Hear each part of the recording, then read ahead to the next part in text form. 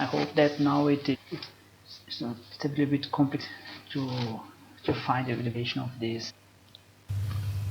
I hope that now it works, because it has been it's a little bit complicated to find the best configuration.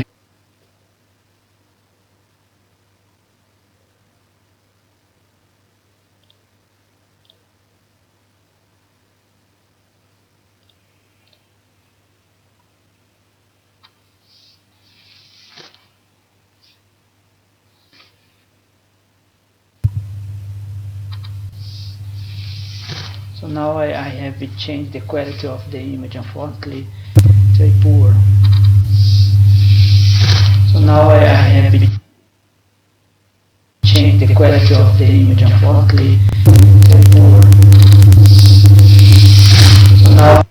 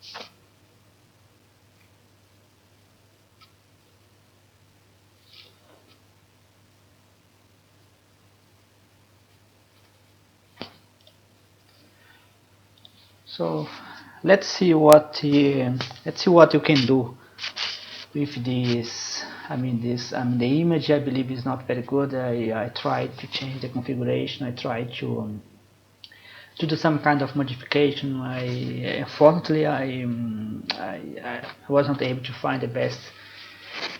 The other configuration was a bit slow, the image was a bit better, but this one, the image, it seems very poor, the image, but I hope that the sound at least is okay. So basically on this set of slides, I would like to introduce to you this idea, this set of webinars that I'm planning to offer. It was an idea of a group that has been participating in the scientific group that you make weekly discussion about the science. The group that basically from the group you have a very heterogeneous group of people with quite different expertise. Most of them are from medicine or from biology. I was, as far as I know, I was the first from biomathematics to join the group. Then later, I appear more two people that had a kind of a biomathematics background. They were kind of computer scientists and mathematician, and they worked with with mathematics applied to biology. My life in mathematics applied to biology has to do with my PhD. That if everything goes well, I'm supposed to defend like soon. I hope next month. However, the idea of the webinars that will be given as in a presential in a kind of a present in a kind of live kind of course in which people are going to follow. We are planning to do it for March, And they asked, asked me if I could somehow manage to make a kind of broadcast, because I have mentioned that I already had some kind of experience with this before. So so this set of slides is basically it serves two purposes. One, it is to present basically the idea, and the second, it's a little bit as well, a little bit of test. They asked me to test as well if how the broadcast work, and I can see in the two ways. So I believe that if you talk to someone from mathematics and from physics, they certainly know they certainly know the name called the Matlab, which is a software. It's a very popular software in the academic world. However, I believe that I even seen that in this kind of scientific discussion, group of scientific discussion, that in the medical, in biological area, it's not completely well known, because it requires a level of knowing of program of computer.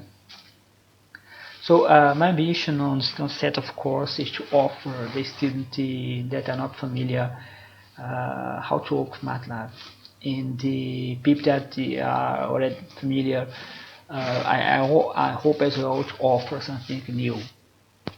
But the basic idea behind the Matlab course that we're going to offer is the main idea is to introduce the software to the people.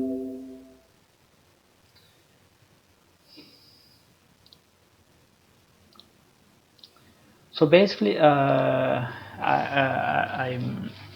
in this kind of call I'm going. I hope to offer a little bit idea how that course supposed to be.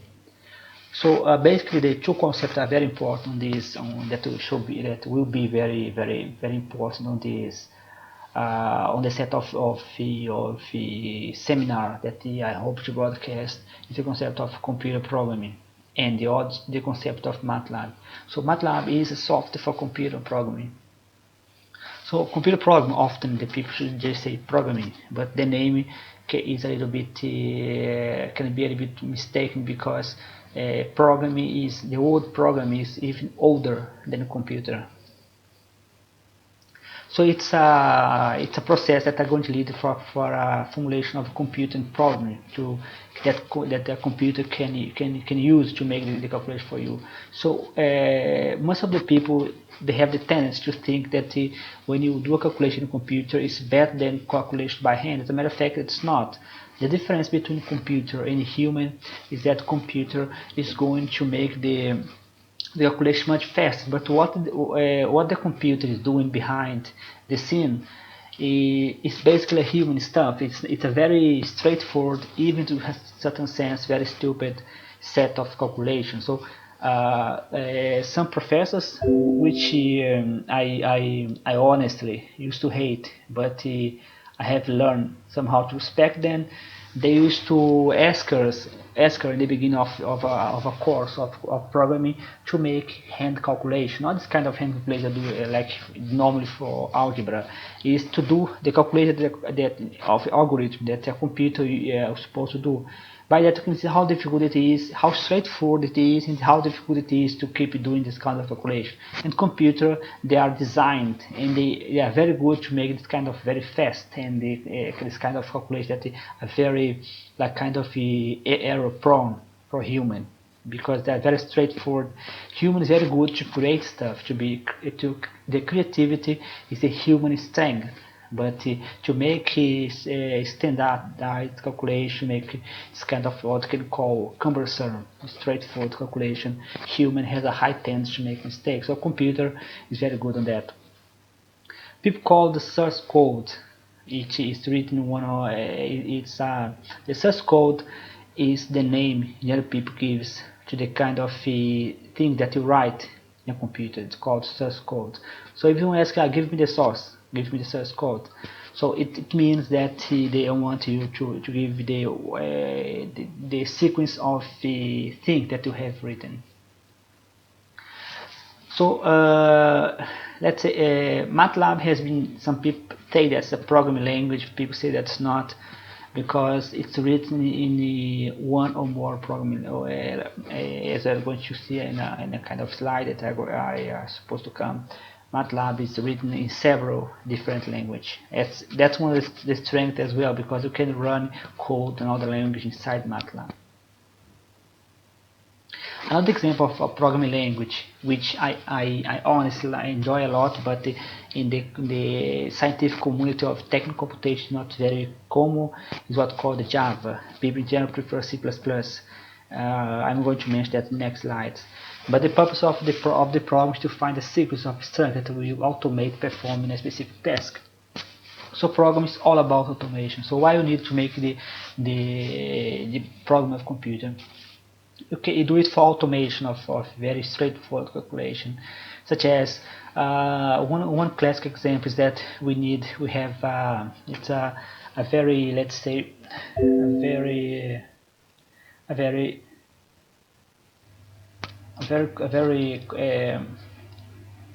straightforward example is that we have a kind of system that somehow you do not know how the system behave in time.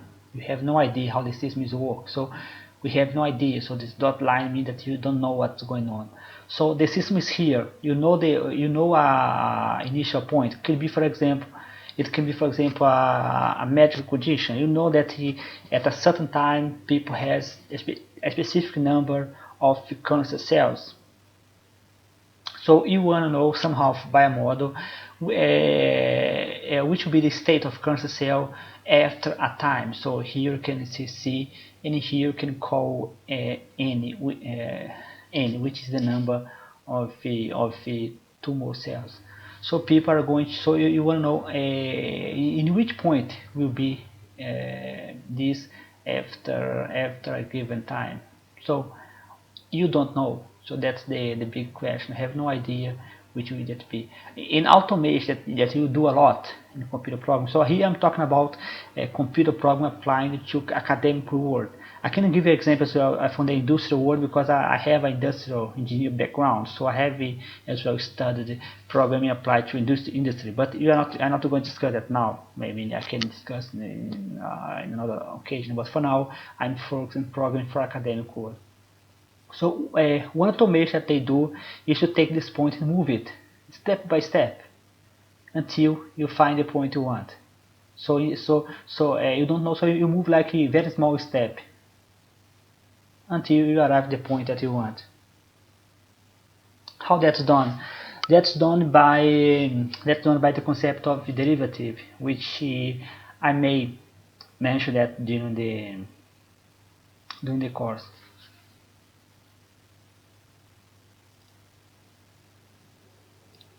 So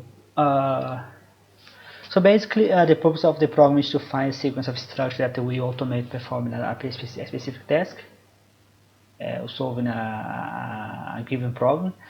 The process of programming does often require expertise that in order for you to make a, that's one of the things that I used to say to my friend, that as a computer programmer, that was one of the best areas that I did all of my academic work. When I did the program for the first time, I was the first of the class. So, and I kept doing that all the time. I had the opportunity to study computer programming, because computer programming I liked a lot because you cannot lie. I mean, people, you can go to a professor, you can lie about something, you can lie about that you studied or not. But when you do a code, if there is a small mistake in your code, the code is not going to work. You cannot do anything about that. You have to find a problem. And sometimes it can be very boring because small in a code like 1,000 lines of code, if there is a single, it already happened for me, I'm talking about my own experience, if there is a semicolon where it's supposed not to be instead of a comma, your computer is going to work normally, I mean your code, but it will give you a wrong result, and it can be very difficult to see it because there are many types. Mainly, I'm not getting too much detail because I think it gets too long. This much longer than I wanted. But there is two types of mistake in computer program. There is the one that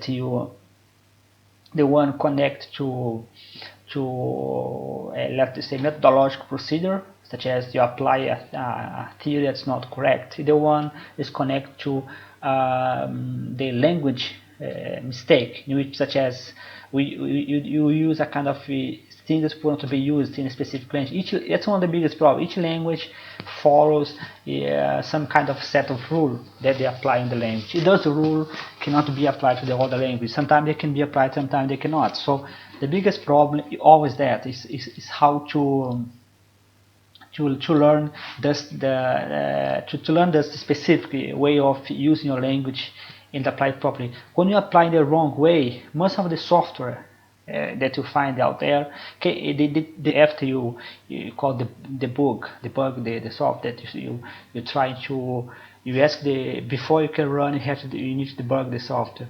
So most of the time they're going to tell you what is the mistake is even before. Like when the Microsoft Word correct a mistake in English or Portuguese or in English, Italian, no matter which kind of language you prefer, it's similar, very similar.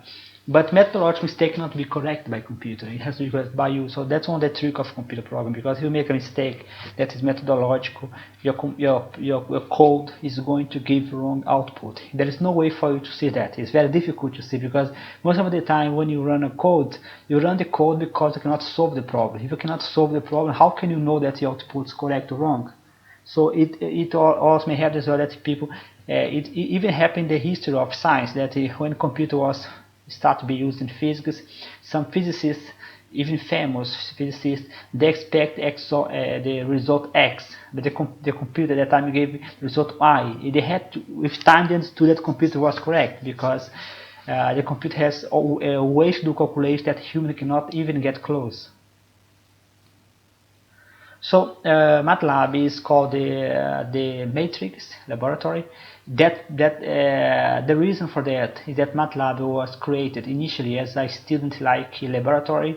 It was created to calculate matrix. Nowadays, we give a computer a matrix that is 1000 by 100 by 100, and they ask this computer to calculate the determinant of this matrix. The computer is going to do that in seconds.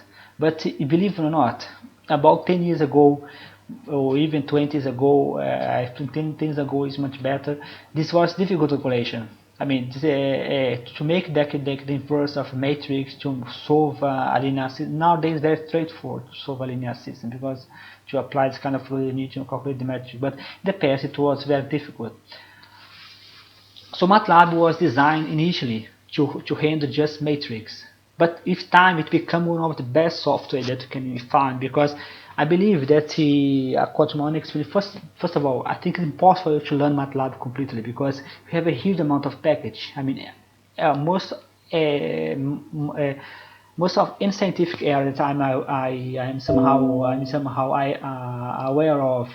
That they apply computer for technical computation, they use somehow Matlab. So because Matlab has a package for most of the scientific, the technical computation, Matlab is available. Matlab is a multi-paradigm numerical computation. Why it's called a multi-paradigm? Because computer programming has been evolving with time. People start programming in one specific way. They discovered that another way was better for them. For example, object-oriented programming. Object-oriented programming is mainly used in Java. In the C++, but Java, in Python, they're very famous for this kind of object-oriented programming. Matlab allows you to use several paradigms. It's different from Java that you're forced to use object-oriented. So they call this a fourth generation programming language. This kind of fourth generation was used to fix the problem that most of people did not recognize Java, Matlab as a programming language. So people call it the fourth generation. Why is the fourth generation? Because it's more like if you see, for example, computer programming. You can see, let's say, if you see a computer program as a point. as a point. Let's say as a specific. Sorry, let's say here you have a computer program as a line. Let's say so you can call like the first generation of computer program. So the computer some software they start to do like this. They get very specific for a specific application. So here you have like let's say the second generation, the third generation, the fourth generation. The fourth generation is very specific for specific. So, for example, some stuff that you can do in Java, you cannot do in Matlab. But however, the stuff that you can do in Matlab, you can do in Java as well. But however, Matlab is much faster because Matlab was designed for that. So, what I'm talking about my own experience, I always use Java. So in my PhD, I started to use Java. Then I had to shift to Matlab because Matlab has everything already done. So if you need to solve a ordinary differential equation, Matlab has all the routine inside for you. So you just need a little bit of time to learn it, and it's not that difficult to learn.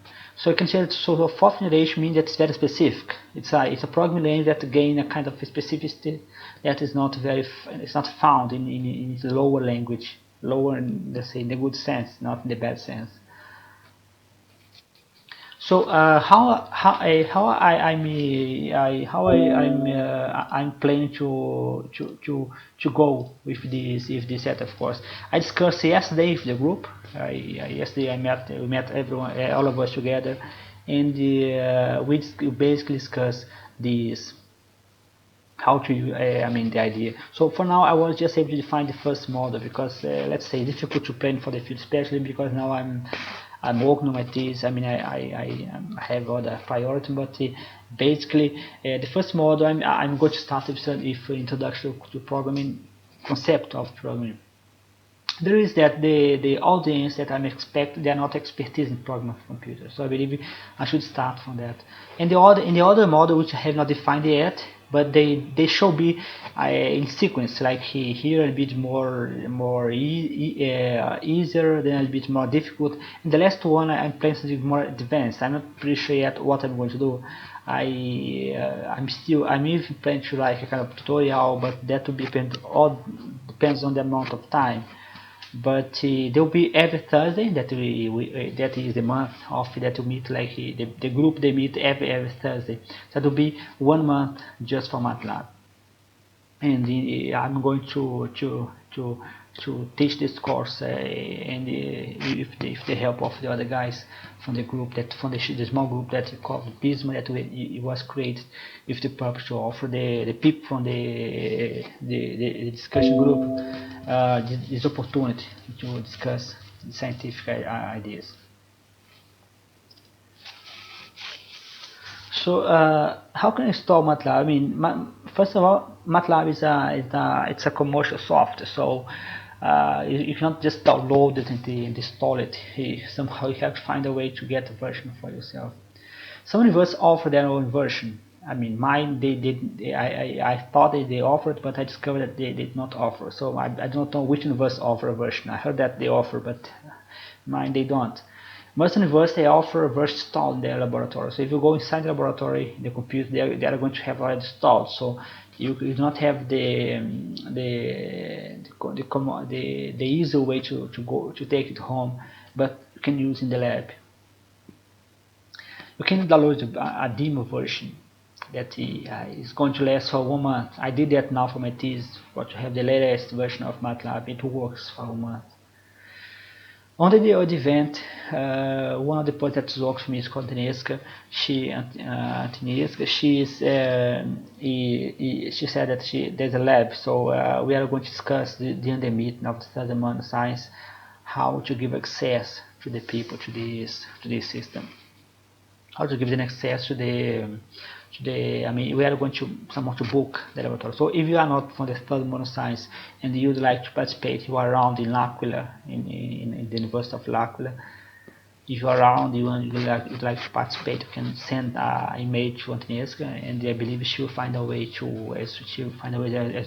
book the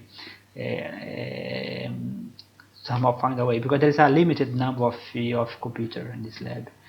So you agree that we are going to create a list of people that want to to run the codes and to do hands-on section. If you do not, if you just want to follow, such as by the broadcast that you are planning to do, it's not a problem. You just have to follow. So why Matlab? Matlab, I have been with Matlab for quite a while, especially recently when I was working on my thesis. It's most of the book that I found that do calculation, they use Matlab, even that's a commercial software. It's easy to find, I believe. I mean, it's like everyone. It's very easy to find a version around. Someone can borrow somehow. You can. It's not very complicated. At least I have not been. I have not seen very too much problem to find version of Matlab.